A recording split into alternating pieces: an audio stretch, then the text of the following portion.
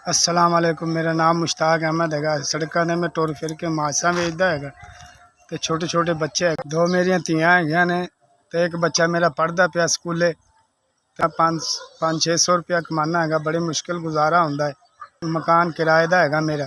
धियाँ भी थोड़ी बहुत मजदूरी कर दियाँ तो वक्त पास हो रहा। मैं दवाइयाँ तो बहुत परेशान है, दवाई भी नहीं लै सकता। मैं शुगर का मरीज़ है, गरीब आदमी है। मैं तो रोटी तो मालिक ने वादा किया तो देनी देनी, रोटी तो खाने पे हैं।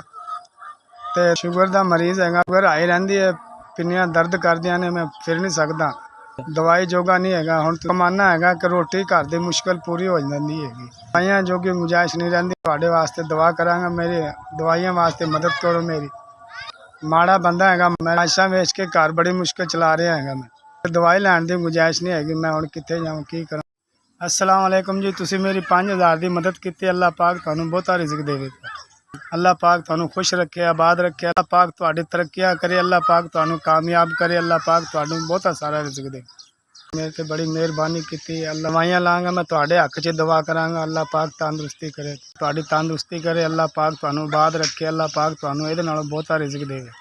तुसीं गरीबां दी मदद करदे हो, अल्लाह पाक तुहाडी करे। अल्लाह पाक तुहानूं बहुता सारा रिज़क दे। बच्चों की तंदुरुस्ती करे। अल्लाह पाक बच्चों को सलामत रखे। अल्लाह पाक तुहाडी तंदुरुस्ती दिंदा रहे। तुसीं इदां ही वंडदे रहो। अल्लाह पाक तुहाडी हयाती करे।